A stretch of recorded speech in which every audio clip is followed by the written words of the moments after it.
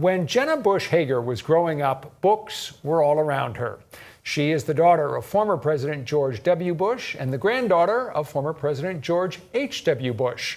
Her family has spent summers at Walker's Point in Kennebunkport for decades. Today, Jenna is still surrounded by books, but now she's selecting stories written by new and emerging authors and helping them get published for the first time. In 2022, Jenna founded Thousand Voices, which is a media and production company providing pathways for more young storytellers to get noticed and launch their careers. Earlier this month, she was in New Hampshire with one of those authors promoting her first book, June Baby, and I got to sit down with both of them. My first question, where did the idea for Thousand Voices come from? And was it something Jenna had always dreamed of creating?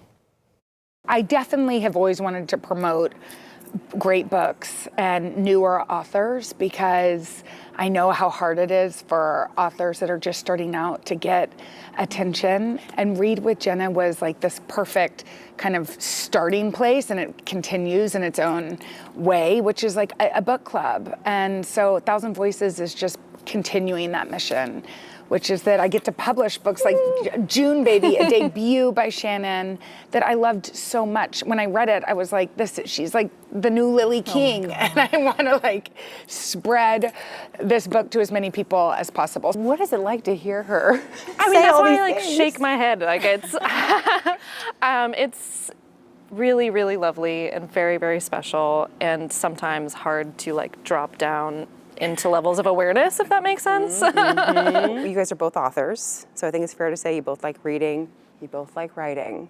If you had to do one of them for the rest of your life, if you reading or writing books, which would it be?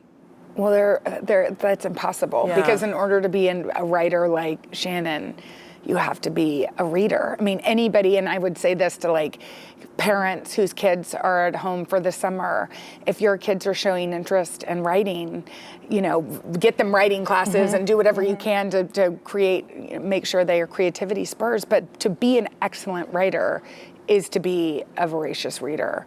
But I would choose reading and then going on book tours with people like Shannon.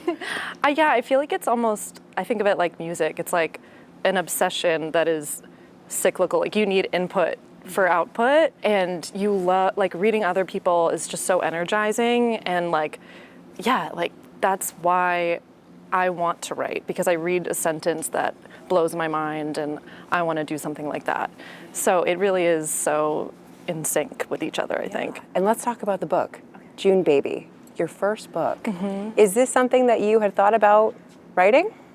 I think that it really is like my heart's novel. And once I started and Ruth came to me and her heart's pain came to me, it really did feel like this is my language, like this is where my brain lives, and I was just excited to sit down and write it every day. To get to talk with Shannon about this book that I'd read and fallen in love with, and I think like that's been a really fun surprise about publishing, is that, you know, I get to say like, but what about this? Or, you know, and work with the editor. And Shannon is just so brilliant. And I feel like one of the reasons why we were so obsessed with this book is like, it's the beginning of a long career. Yeah.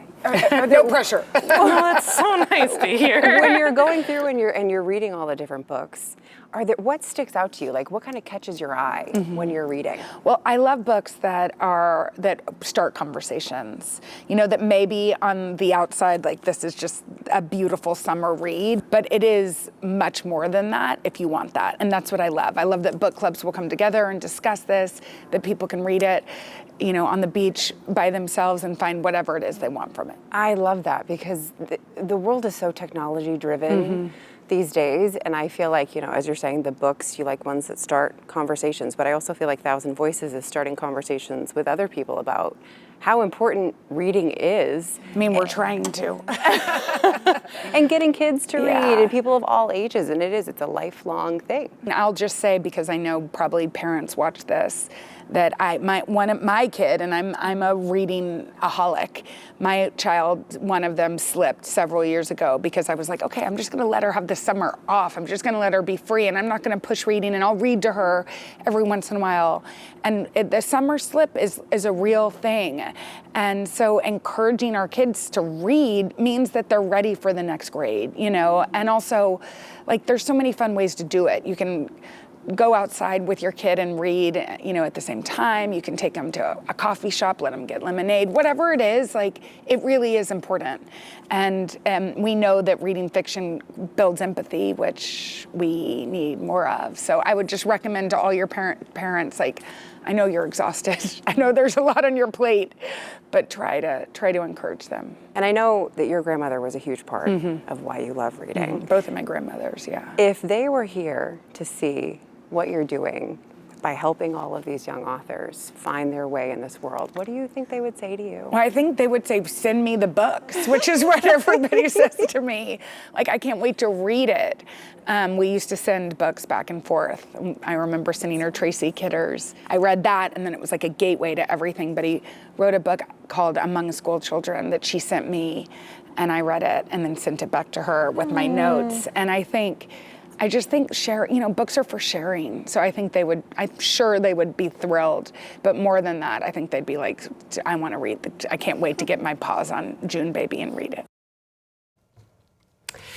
Shannon Garvey's debut novel, as you heard, is called June Baby. You can learn more about it and other authors discovered by Jenna at thousandvoices.com. And later this half hour, we're going to hear from Jenna and Shannon again for a special lightning round. So who would Jenna call if she needed advice? Where does she like to eat when she's visiting Maine?